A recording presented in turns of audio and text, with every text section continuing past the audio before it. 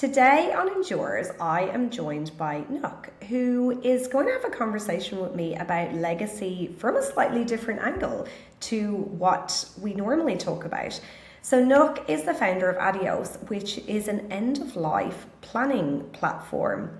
Thanks for joining me, Nook. Tell me a little bit about Adios and why end of life planning. Thanks for having me, Suzanne. Look, adios is an approachable way to think about death.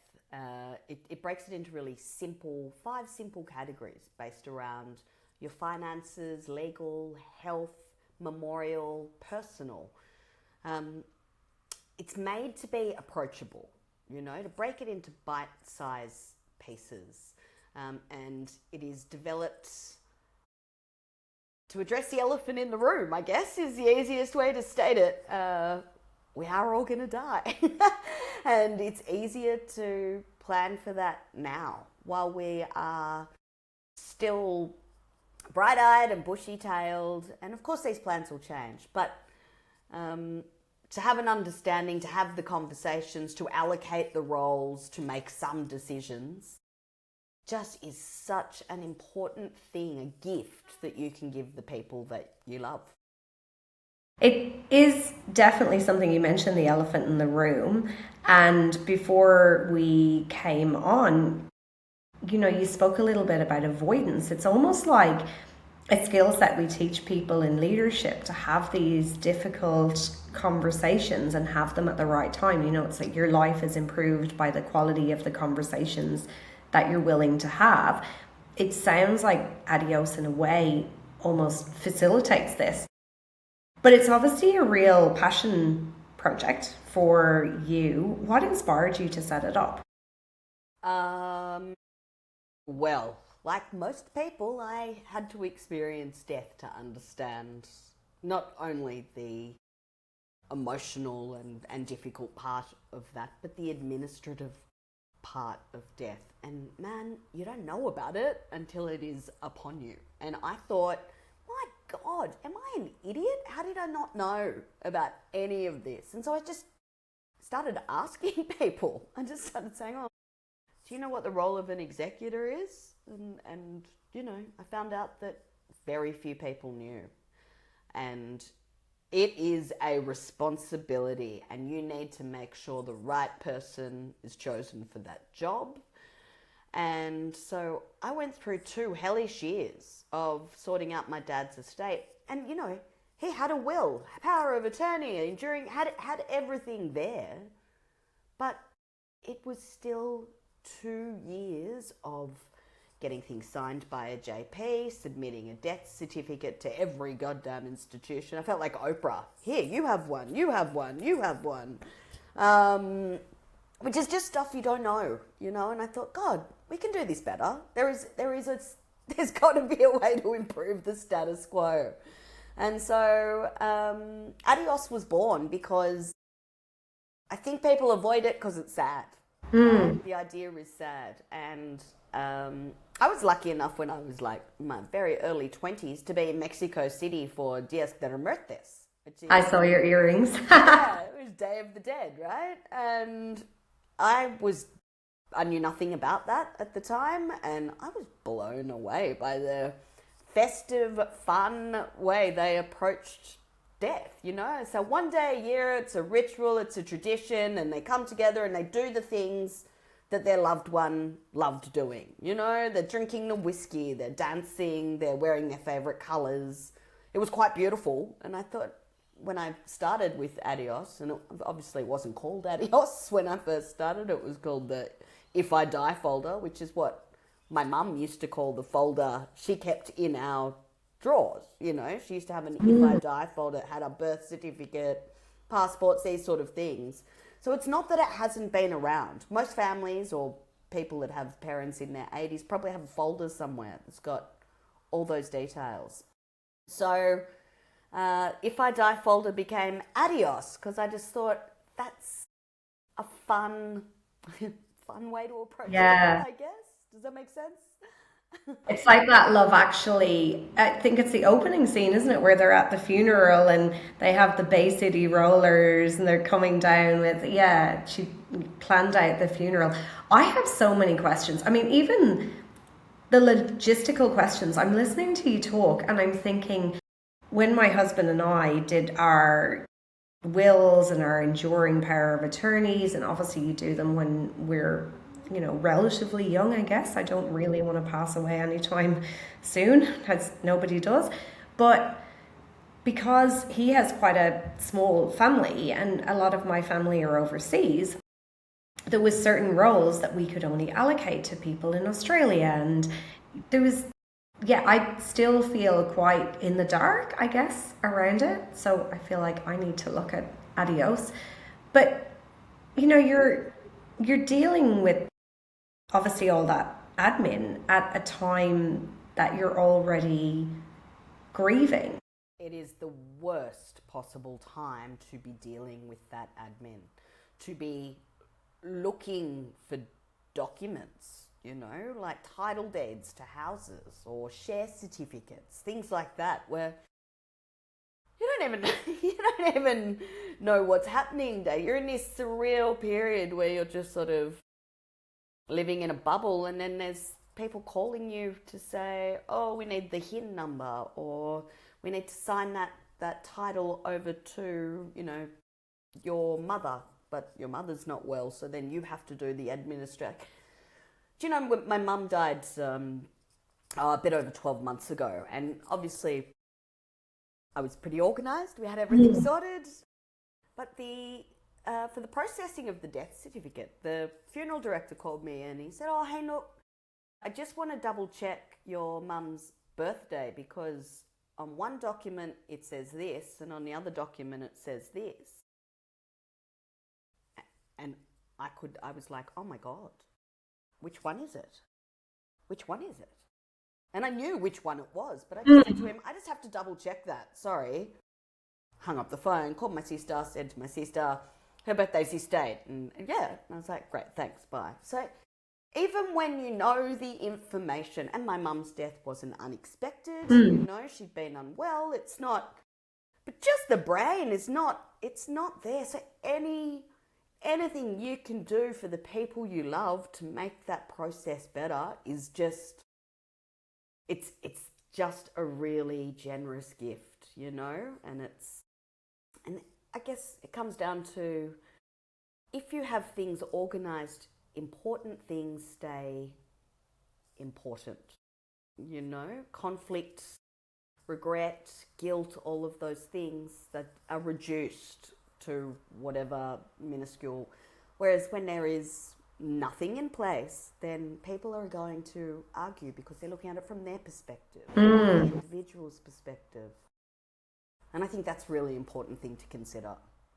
And that goes into the whole thing, like the enduring power of attorneys and your wishes. Do you want life support switched off, or what level of disability are you willing to deal with, or what do you want for your care plans? You mentioned health is one of the pillars of Adios. Is that something that you go into in terms of checklists and things like that for people? Yeah, so what we have in Australia is what they call an advanced care directive.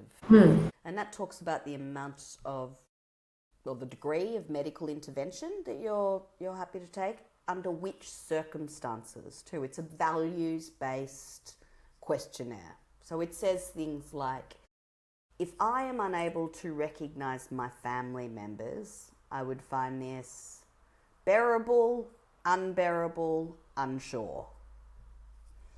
So if you've complete, and it's a values, and it's a really, it's quite comprehensive. And have a look in Adios, you can access, I've got all the states and advanced care directives in there. And that will help guide your family or your enduring guardian, who will be the person that makes these decisions should you not be able to do so.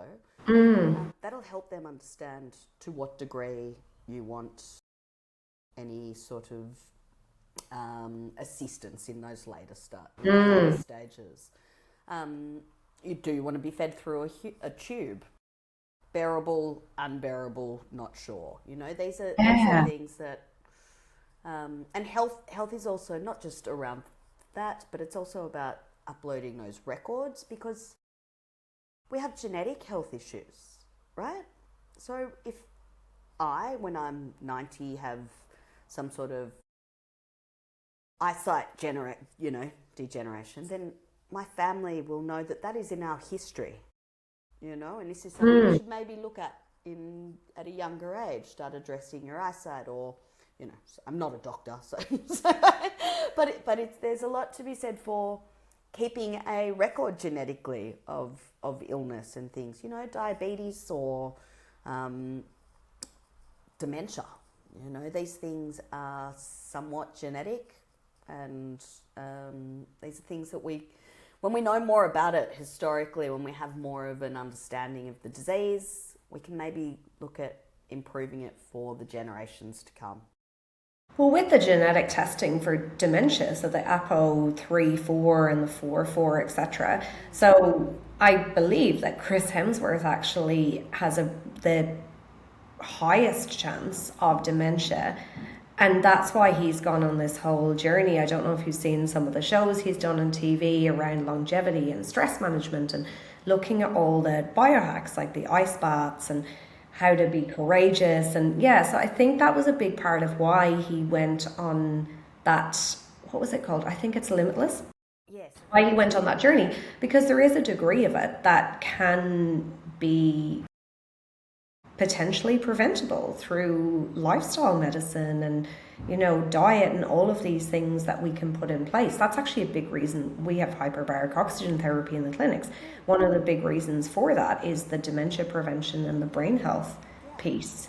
So having that prior knowledge that some of your family might be prone to that, or there's a history in your grandmother, or yeah. Well, I mean, this is the thing. Genetic testing 50 years ago wasn't around for this. So, now we're learning. We're learning that genetically we can look for these markers or indicators, and we can start making lifestyle choices about Yeah.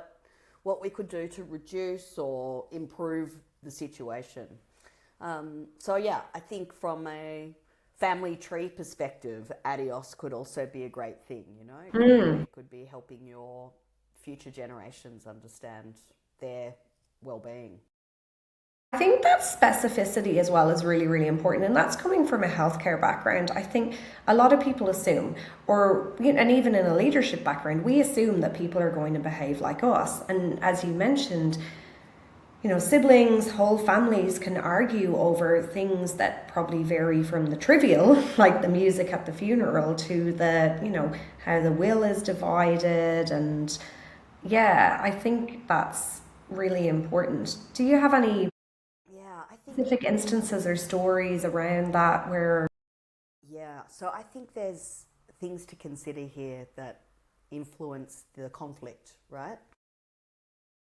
It is a highly, highly emotive time. We are.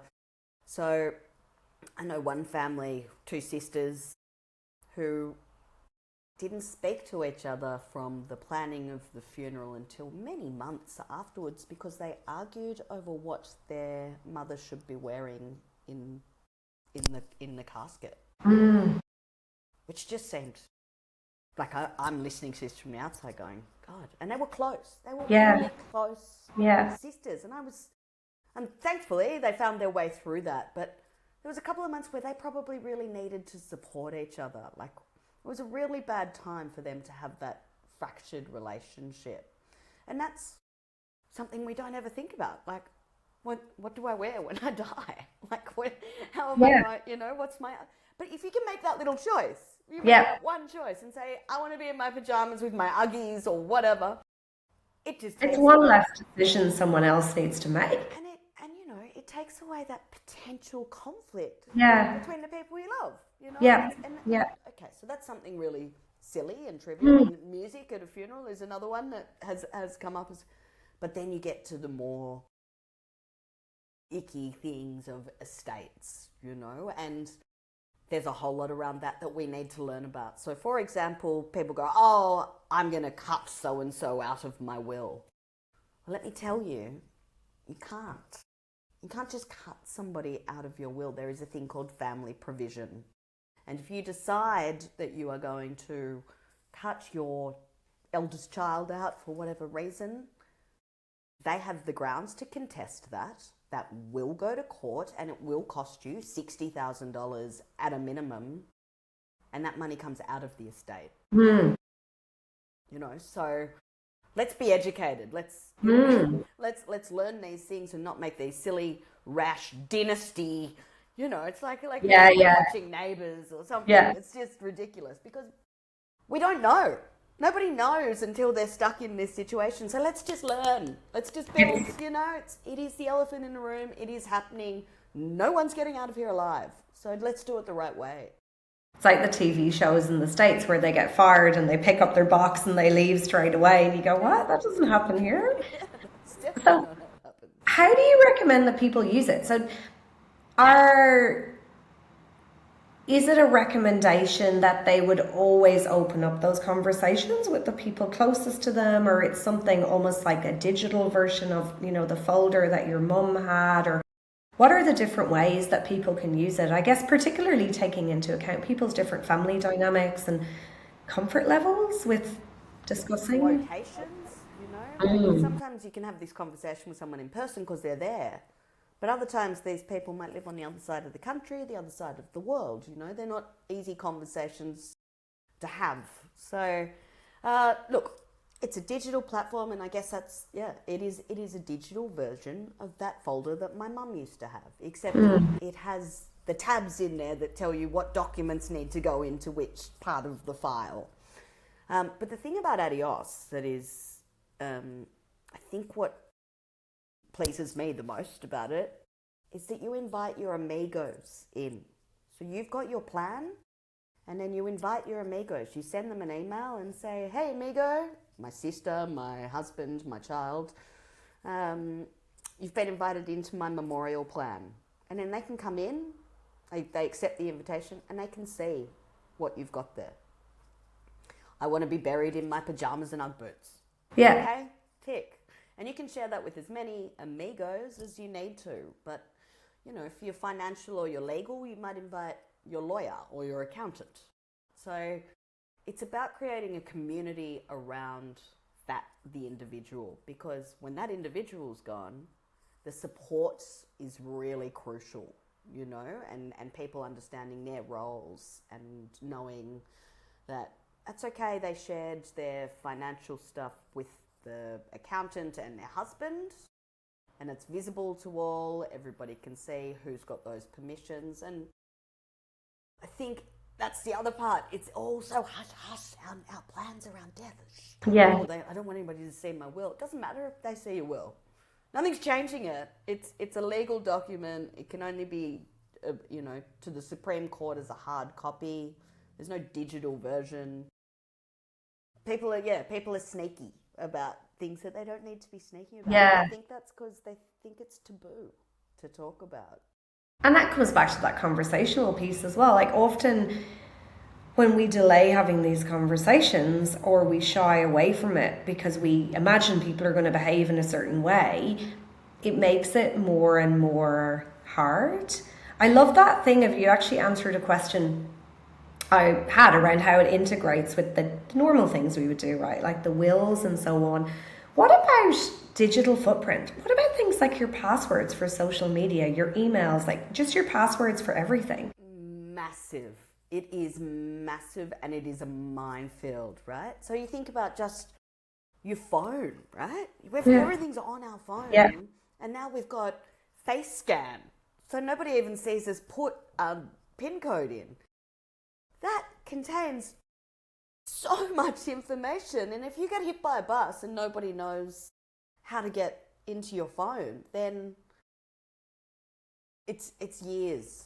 It's actually years and years of time trying to retrieve information, not to mention beautiful photos that we've just kept it on our phone, you know? Our digital legacy, Gen X, is the biggest yet. Right? We started with analog, we've adapted into digital tech, and now we are massive users of social media platforms, digital integration platforms, banking, all of these things. So Adios, part of Adios is the personal section, and that is able to record all your digital passwords, etc. It also in there will help you set up your legacy accounts. So Apple has a legacy setting, Facebook, Instagram, LinkedIn doesn't, which is interesting. Gmail, Hotmail, they all have the thing called a legacy setting, which and they work differently, but you nominate somebody, and if that account has been inactive for X amount of time, they get sent a link to access your account. But Adios also has a very clever little, I don't know, we'll call it a fancy spreadsheet, will we? That helps you record some of that information. And for people concerned about that password recording, how secure is it? So this was a major driver and has been a big part of the development. It has S for AWS security, which sounds very tech and dull and boring, but it's basically it is as secure as your bank. It also has two-factor authentication, so every time you log in, you need to get the code to your mobile and enter. So it's been a big driving force to ensure there is that level of security. And it's interesting because people have said, oh, is it secure? And I'm like, yeah, I'm working on that. What is it that you feel you need to make the most secure? Almost every single time people say, my will. It's like, why? Really? Yeah. Yeah. I mean, the very basic version of Adios just asks you to name your financial institution and the type of account. I'm not asking for account numbers, BSB numbers, none of that.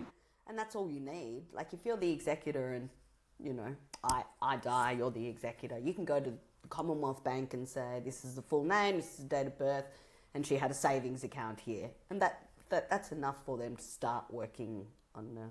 But people feel like they need to be secure about their will. It's like this crazy misconception. It's a misunderstanding.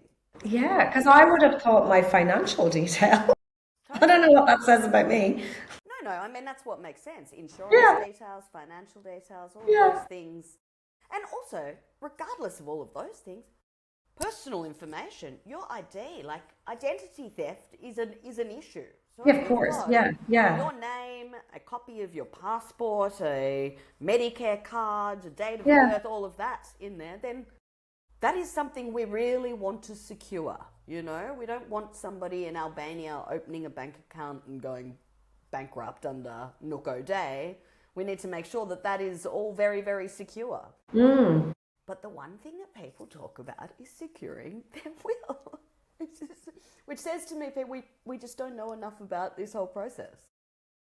This is so interesting. I'm going to share this episode with our team because, as you know, I own a healthcare business and our team work with people throughout the life cycle. But yeah, I feel like that awareness is it's just not there. So how do people find out more? How do they find you? Well, you just go to my little website, which is adios.au, no com. Yeah. No com, adios.au, and look, there's information there. You can sign up for a free account, have a little bit of a play around. If you want to start storing those documents securely, etc., then there's an annual fee. But more than anything, it is there to give you information, help you understand the structure. I don't care if you're like my mum and you want to put it into a folder in the cupboard, that's fine, but do something. Yeah. You know, because the not doing anything is where it's, as I said, it's a minefield. It's a minefield for the people you love and the people that love you. Yeah, you're just delaying the inevitable. Like kicking the can down the road. Yeah. Sorry. I was going to say, and the other thing is, if we sort of think, oh, I'll do it later. But, you know, by the time we're 70 or something and we think, we may not be of sound mind to make these decisions. So we need to start, we can change our mind. Like just because we're saying something now in our 40s and 50s doesn't mean that it's, like Moses on the 100%. stone. Mm. And Adios is accessible and you can update it. Like, Yeah. update as you go, but start now, you know?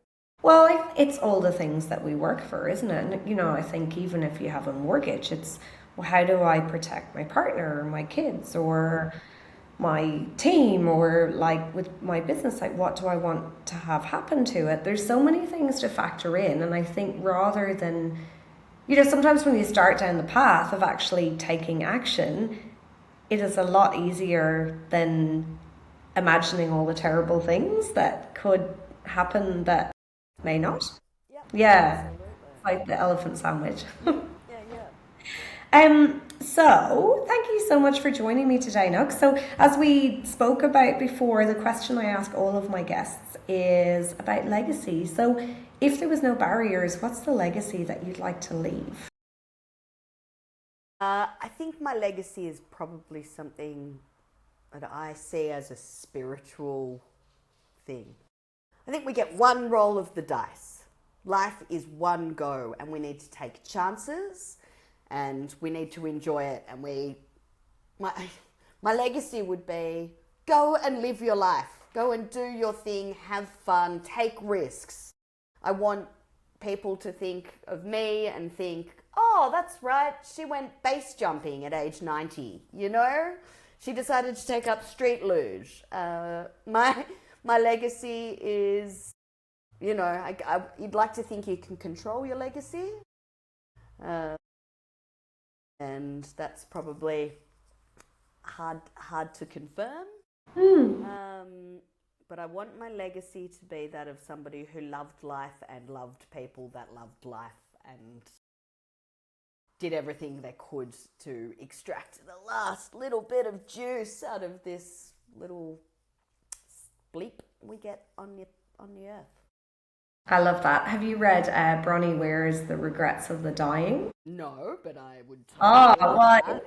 it's living. So she was a palliative care nurse, and it's things like, I wish I had lived a life that was more true to me, and wishing that you hadn't worried so much, wishing that you had done the things you wanted to do, like wishing that you had, I can't remember what the exact terms are on all of them, but yeah, it's doing the things, living your life, not waiting.